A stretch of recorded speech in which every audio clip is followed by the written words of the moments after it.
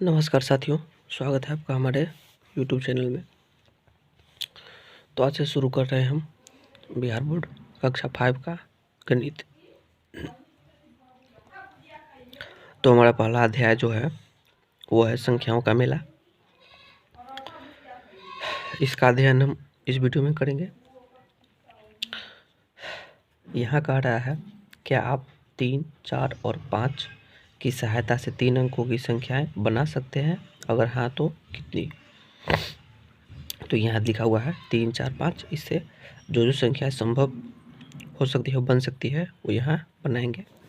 एक तो ये 3, 4, 5 है, दूसरा 3, 5, 4 और बनेगा 4, 3, 5, 4, 5, 3, फिर 5, 4, 3 और 5, 3, 4।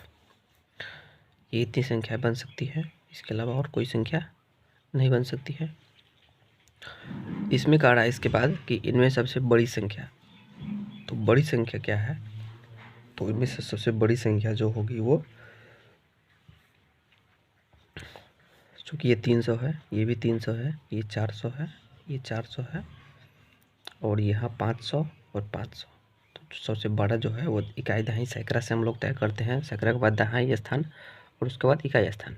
तो सैकड़ा स्थान 5 ज़्यादा है, उसमें भी 2 5 है, एक 543 और 534 है। तो सबसे बड़ी संख्या जो होगी हमारी वो 543 होगी। उसके बाद कह रहे हैं इसमें सबसे छोटी संख्या, तो सैकड़ा से हम लोग ज्ञात करते हैं। सबसे छोटी जो है इसमें 3, 4 और 5 में सबसे छोटी 3 है, तो 3 से शुरू जो होगी वही संख्या होगी। तो एक यहाँ है और एक यहाँ है, तो 345 और 354 है। ये बड़ा है, ये वाला छोटा है, तो 345 होगी। कर इन संख्याओं में आप सबसे बड़ी एवं सबसे छोटी संख्या को कैसे पता लगाया? तो यहाँ लिखा हुआ है कि हम समान अंकों की संख्या में बड़ी छोटी संख्या पता लगाने के लिए उनके स्थानीय मान इकाई दहाई सैकड़ा को देखते हैं। यानी कि सैकड़ा से देखते हैं, सैकड़ा जिसका बड़ा होता है और उसी हिसाब से तय करते हैं।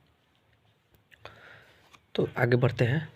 अभ्यास 1 है, करा सबसे बड़ी संख्या पर गोला तथा सबसे छोटी संख्या पर रेक्टेंगल जो आकार का है वो घेरा बनाइए। तो इनमें सबसे बड़ी संख्या जो है वो 97 है, तो इस पर करा है गोला बनाने के लिए, और सबसे जो छोटी संख्या उस पर रेक्टेंगल आकार का ये बनाने के लिए।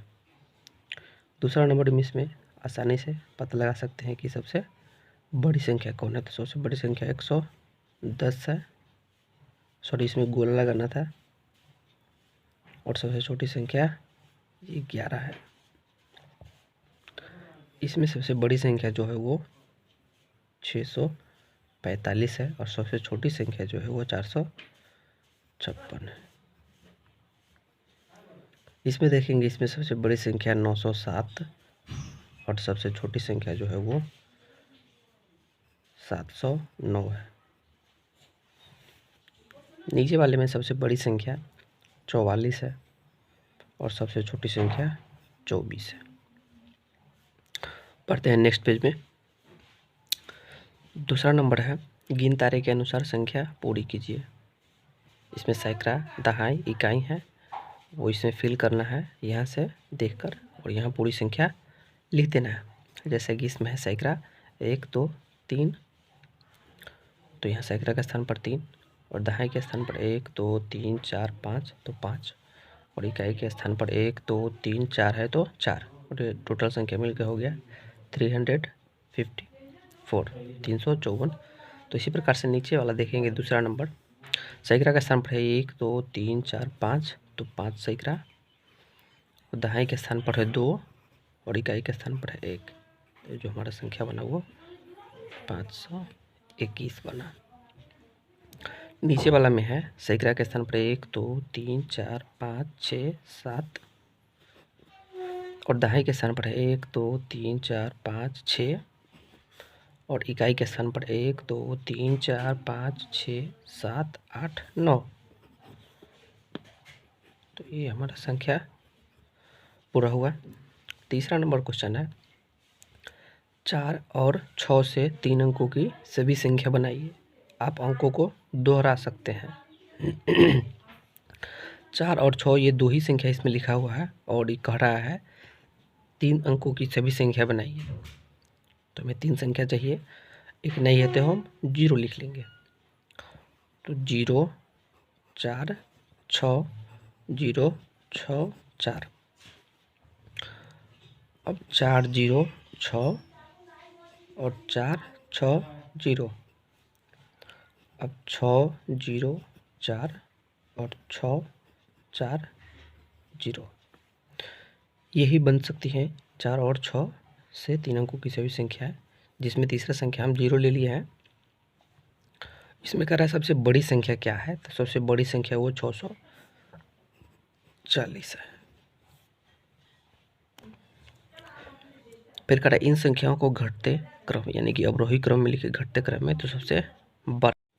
नमस्कार साथियों, अवरोही क्रम देखने से पहले हम ऊपर वाला क्वेश्चन एक बार और देख लेते हैं, जिसमें कह रहा था कि 4 और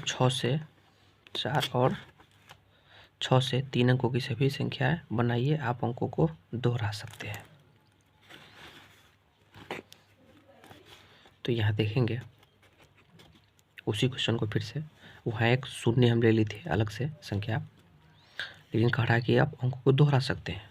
तो इसी दोनों में से किसी को हम दोहरा कर लिख सकते हैं। तो 4 से बनाएंगे पहले, तो 4 से बनेगा 4 6 और 4। फिर 4 से बनेगा 4 4 6। अब 4 से तो चूंकि और संख्या नहीं हो सकता है, इसलिए अब 6 से बनाएंगे। तो 6 4 और चूँकि दोहराना है तो ये 6 लिख सकते हैं, और फिर लिख सकते हैं 6 6 4 और फिर 4 6 6। 6 से 2 है तो 6 से एक और बनेगा, वो है 6 और 4 4। तो ये इन दोनों से इतनी संख्या बना सकती है, और अंक दोहरा कर तो इतनी संख्याएं बन सकती है 464 446 646 664 466 और 644।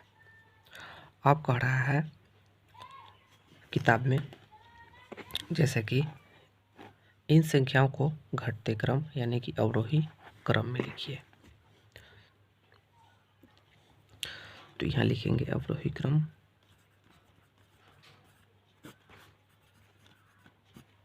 इन्हीं संख्याओं का। तो सबसे इसमें हम बड़ा लेंगे, तो सबसे बड़ा संख्या वो कौन है, वो 664 है। उसके बाद जो बड़ा संख्या है वो 644 है। उसके बाद जो है वो 646 है। तो 664 ये हम लिख चुके हैं। इसके बाद जो छोटा संख्या सबसे बड़ा, चूँकि इसमें यही है, इसके बाद वाला जो है वो 644 है। उसके बाद 646 है। उसके बाद जो है वो अब सैकड़ा के स्थान पर 4 है, उसे छोटा, तो उसमें आएंगे। तो 4 वाले से शुरू होने वाली संख्या में जो है सबसे बड़ा जो संख्या है वो 466 है। उसके बाद जो हमारा है वो 464 है, और लास्ट में 446। और एक ऊपर में था सबसे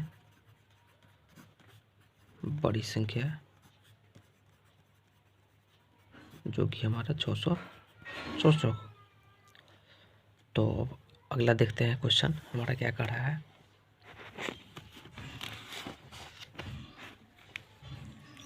7 9 और 0 से बनने वाली 3 अंकों की सभी संख्याएं लिखिए। तो 790 हो जाएगा, 7 0 9 हो जाएगा। उसके बाद 0 7 9 0 9 7 और फिर 970 और 907। यही जो हमारा संख्या है वो बनेगा। उसके बाद जो कह रहा है क्या 97 3 अंकों की संख्या है और क्यों? तो ये 3 अंकों की संख्या तो है, लेकिन 0 कोई संख्या नहीं है। यहाँ इस बात को समझेंगे। कह रहा है यहाँ 0 97 यानी कि इसको 97 ही पढ़ेंगे।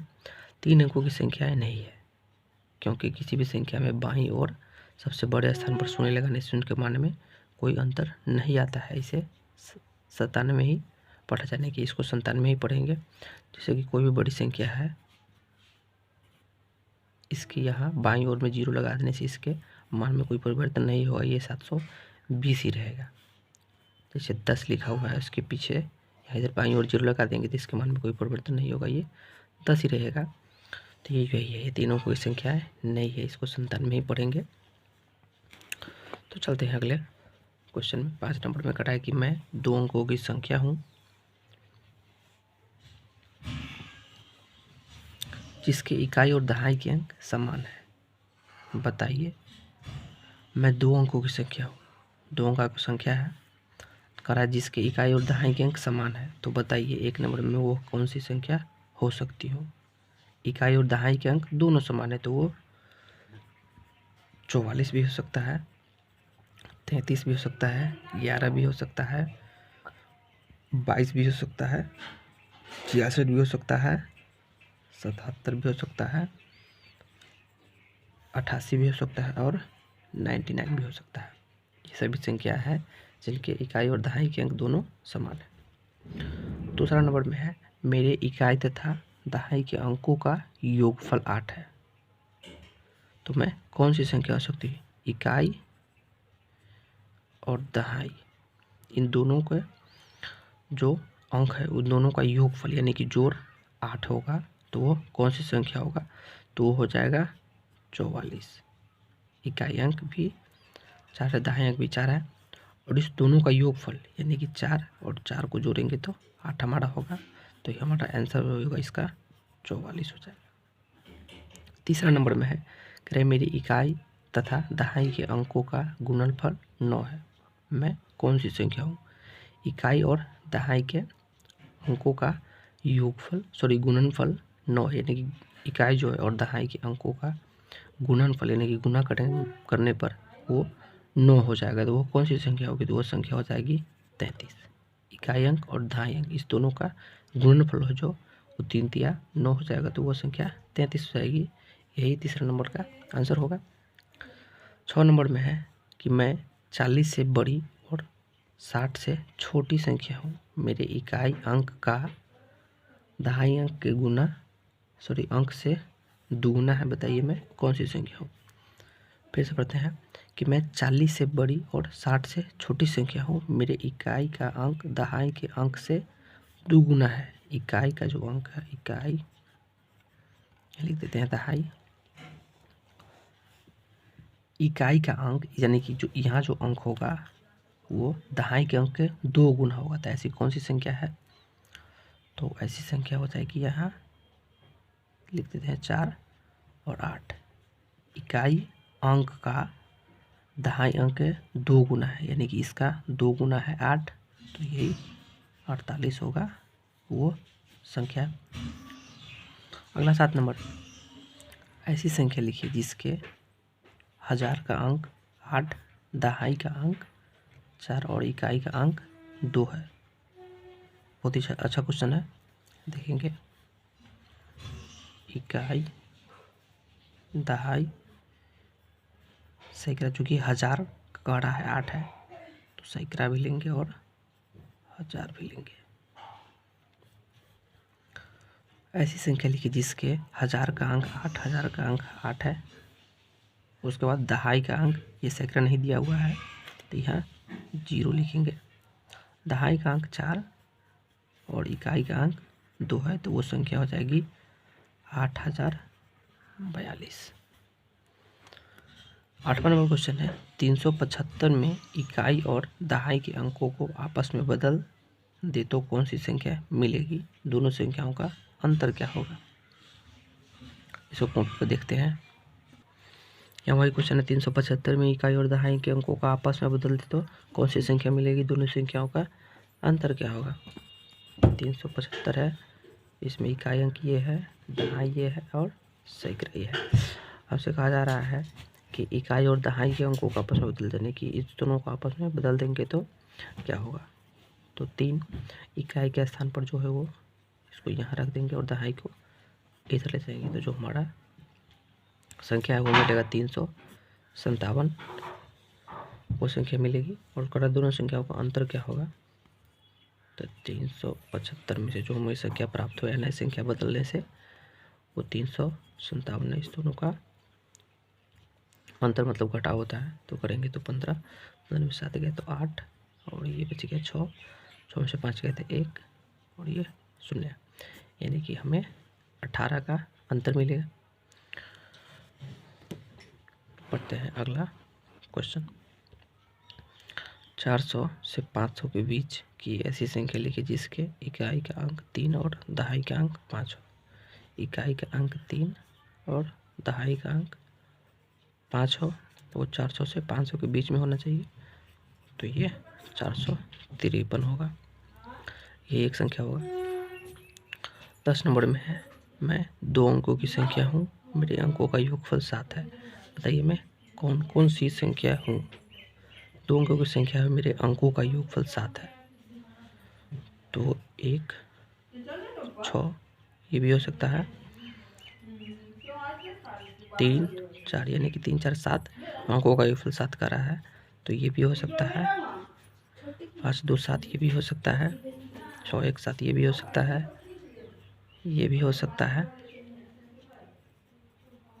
ये भी हो सकता है, तो ये संख्याएं हो सकती है। तो आज की वीडियो में इतना ही। ये था हमारा अध्याय 1। मिलते हैं अध्याय 2 में, तब तक के लिए जय हिंद।